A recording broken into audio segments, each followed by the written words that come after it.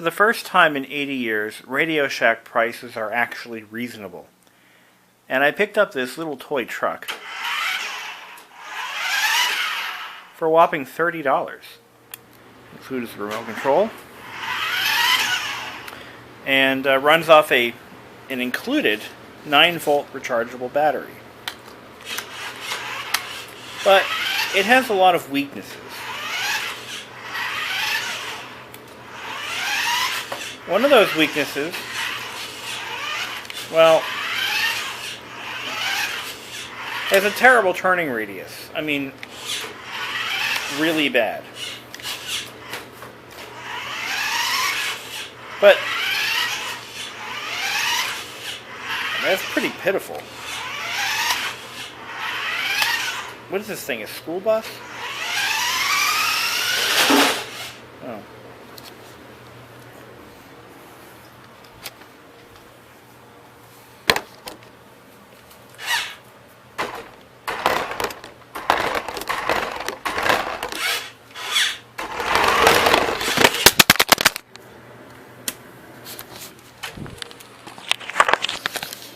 Well, that was sucky.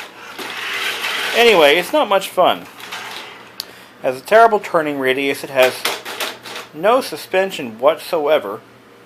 And guess what? It's only 2-wheel drive. Really? No differential. It's just sucky in every way imaginable. Oops. Definitely not a toy that I'd want to give my kid. God forbid I ever had one. But there's a couple of other issues that I have with this truck. The controls are not digital proportional. It's full on or full off. That's it. And I'm sorry, but any RC vehicle worth its weight in salt, or worth its weight in gold, will have digital proportional controls and full suspension and 4-wheel drive, and this has none of those things. So, what are we going to do with this truck? Well, we're going to solve one of the issues that I didn't mention yet, and that was the short battery life and lack of top speed. We're going to solve that problem, and I'll show you how. Jesus. What a piece of junk. So, anyone familiar with Radio Shack's line of RC vehicles knows that they were once manufactured by Tyco RC. And Tyco RC made some pretty cool vehicles during the period they were making cars for Radio Shack and themselves. They were well made, inexpensive, and lots of fun.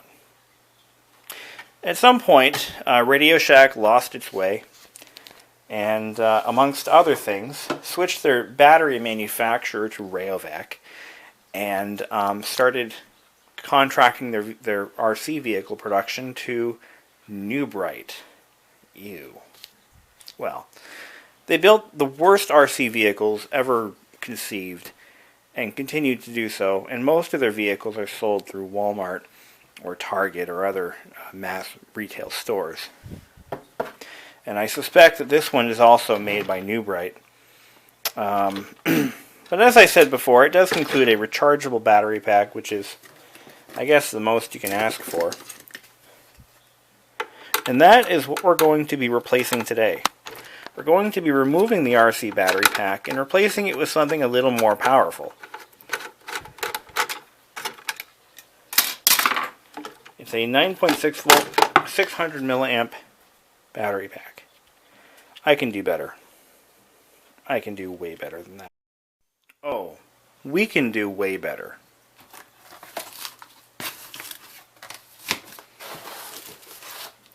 Fucking A. First thing we need to do is a couple of modifications.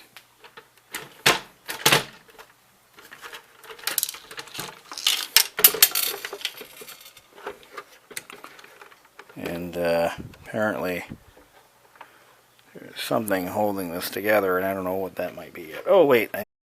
Okay. Okay, we've removed the body, which isn't really necessary for what we're doing. And we're getting down in the guts of the machine. You can see how clearly, cheaply this thing is built. I mean, they used cardboard, for God's sakes, to protect the one of the main control boards here. On a higher-end RC car, this board would be coated in rubber, but because this is neither high nor high-end or whatever. Alright. So our power has to go in through this plug here. What we'll do is we'll snip the wires as we need to. We're going to just pap into here and here. Step one of getting the new battery pack prepared is binding them together into a solid brick of batteries using Gorilla Tape. One must then test the fitment of the batteries on the chassis. Fits nice, like a glove. Okay, modifications to the wiring on the truck have been done. We've now taken the battery plug out of circuit and connected the new wiring harness. I'm using this solid core wire because I have an excess amount of it, and it should be enough to carry the load. Even if it isn't, it could be even more fun. So, look at the batteries mounted pretty solidly. As good as it's going to get. They're going to shift around. Really no way around that. When we're climbing mountains and doing 85 miles an hour, they're going to shift around. Alright, the wiring is done for the most part. Now you'll see we've wired them in parallel, which will give us 40 amps at 13 volts. That should, what that's going to do for us is that's not going to shred the motor to bits as soon as we switch the thing on. It's going to actually work. It's only a couple volts more than it was intended to run on. But the amperage will give us the run time and the ability to climb a mountain. As long as the gears will hold out, it'll do it. But one of two things will happen first. Either the gears will shred or the electronics will burn out. Because they were never intended to carry 40 amps. As a matter of fact, it is rated for 600 milliamps. Now let that sink in for a second. Okay. Now all we have to do is hook up the leads. So how I wired these, it's not really, perfect and nice, but one of the cool things I like about this wire, solid core wire, is that the insulation will melt away as you solder anywhere you want. But what we have to do is we have to check the voltage first. So I'm going to grab my multimeter, which I had here somewhere. I was checking the voltage on all my batteries, and they all came up to around 12 to 13 volts.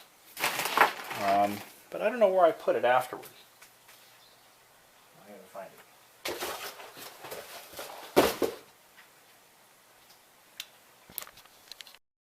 Okay, so just so you guys know, I did show some restraint.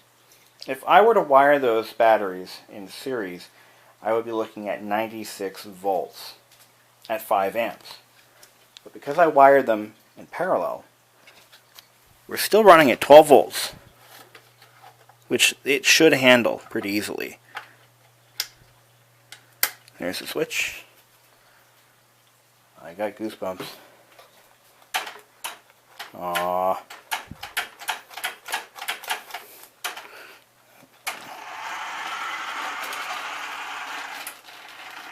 It's not liking it. Even though we're running at 40 amps, let me say that again, 40 amps,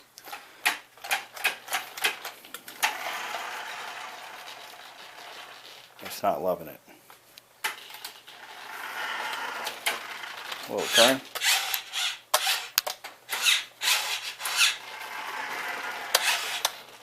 Something's burning. Oh yeah.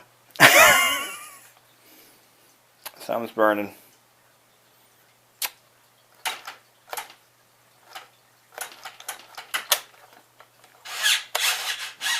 Yep. Okay. Alright, you better shut it off.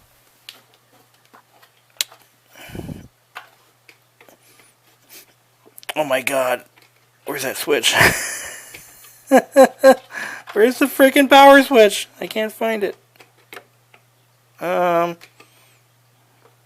Well, it's not being powered up anymore, so it should be fine. Where's the... Is that it? No, that's the power connector. Where's the switch? I can't find the freaking power switch. There it is. Let's turn that off. Okay, well, that didn't work out. So what we need to do now is amplify the voltage a little bit, if it still works. But something's getting hot. Really hot.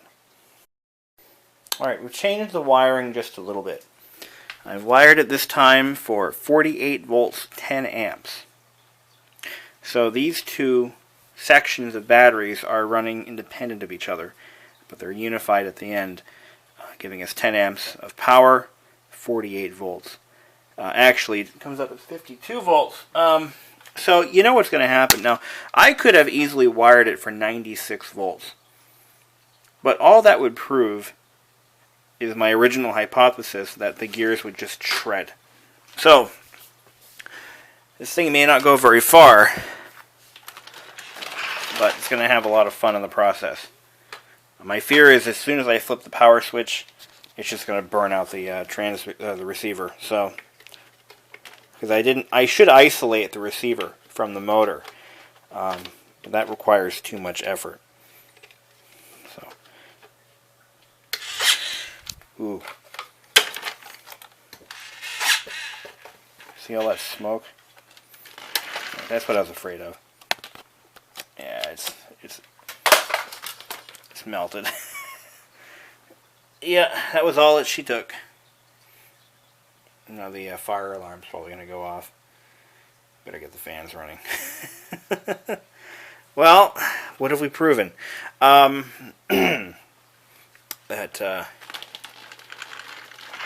burning electronics... Oh my god, check this out. We've already caused a flat spot in the tire. Look at it go! Oh man.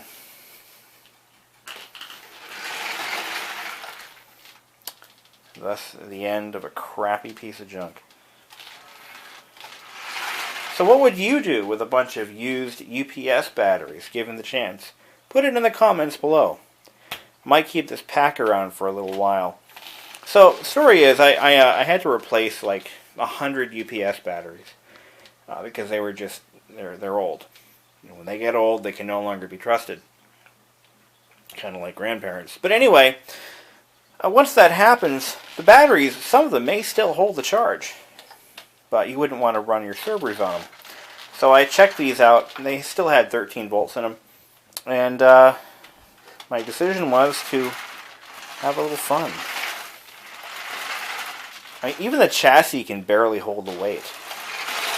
It's just flexing so much. But that was it. That's all she wrote. Actually, there still might be some smoke left in there. Let's see. No. I'm not getting any sign of life out of this thing. No sparks or anything. Oh, there it goes. There it goes. There's more smoke.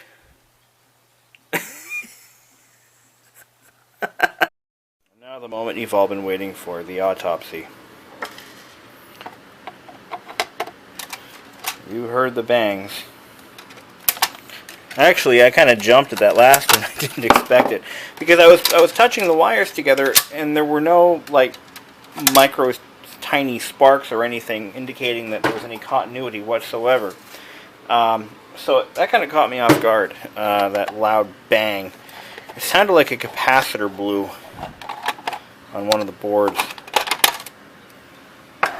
Oh my god, look at that. Holy shit.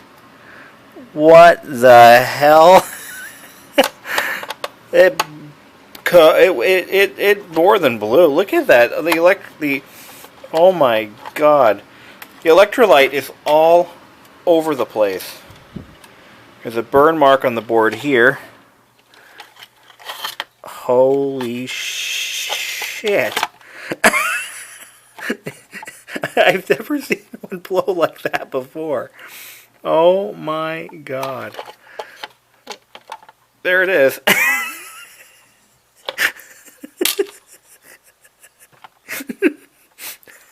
Oh man. These are the relays that drive the motors. And this one wasn't long for the world either. Oh no, that's all from that one capacitor. C18. And look at this resistor. Oh man. And on the other side we've got a couple of blown, what are these? Resistors? Yeah, they're blacker than the ace of spades now. Now those look like transistors to me. Yeah, we got 1, 2, 3, 4 blown transistors. One absolutely obliterated capacitor. One melted resistor. And that was all from our 48 volt experiment. And that didn't take long to happen either. Now let's take a look at this other board. The motor's still good though. Maybe we can have some fun with that. Yeah, I think we will. The motor's still in there and it hasn't been blown up yet. But we'll make it happen. 48 volts, 10 amps, baby. This board didn't really blow, but it looks like this resistor cracked in half though. Check it out. This is a high temperature resistor, and it actually cracked in half. Take a look. I think that's what was blowing up when I first started messing with it. But look at this. It's everywhere. The electrolyte is absolutely everywhere. Alright. Where are the motor wires? Oh, here they are. So, let's just pull this off. Okay, so the way they have it wired, it looks like the motor receives continuous power on the positive side, and it's regulated on the negative side. Potentially. Maybe. Maybe not. Yeah, I think so. So we're just going to disconnect it from here. And we're going to put it out of its misery. There we go. We'll just take this out of here. It's not doing anybody any favors anymore. Have you ever seen that happen, anyone? Anyone? Have you seen that ever happen? I have not. I've seen caps, kind of blow their tops a little bit, but I've never seen one blow up like a bullet. That's a new one. That's no good. It's everywhere. Here's the steering box. I can't believe there's so many wires going to that one little motor. Oh, anyway. Let's kill that drive motor. And now what you all came here to see. Even more destruction. Oh my god. Did you see those sparks?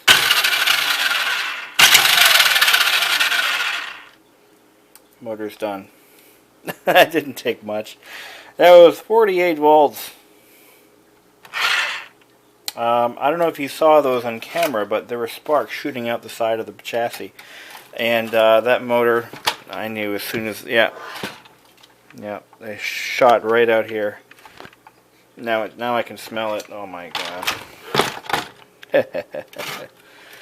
Oh man, that was cool. That was 10 amps, 48 volts. Boy. Actually, it was 52 volts, not 48. Close enough though. So, I guess this truck is all done. It's not going to do much more. And I realize that there are starving kids in China who made this truck for Radio Shack, and they, But you know what? Sometimes you just gotta take your aggressions out on cheaply made toys, I guess. Alright, well, it's all done. Not much else I can do with it now. Throw that all out. I'm not going to use that for anything. Now, what are we going to do with this battery pack next? I have an idea. I have a Dell laptop that's sitting out on the deck in under like 8 feet of snow. And what we could do is we could try to power it up on 48 volts and see what happens. Well, there it is. It's sitting on that snowbank right there.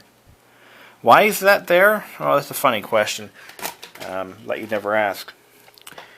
I was painting my this top cover to my furnace. This actually came off the old furnace, but it was an additional cost if I bought it with the new one. So I figured, what the hell, I'll take the one off the old one and I'll repaint it to match. And I ran out of surfaces to paint on, but I didn't run out of laptops. I actually have a lot of junk laptops sitting around, and I decided to use that one. I just popped it on the snowbank, climbed out there, and did my little paint project, and I left the laptop there with overspray all over it. So maybe what we can do is we can try to blow that laptop up. We'll see. But thanks for watching, and that is how you blow up an RC car. Come back again soon.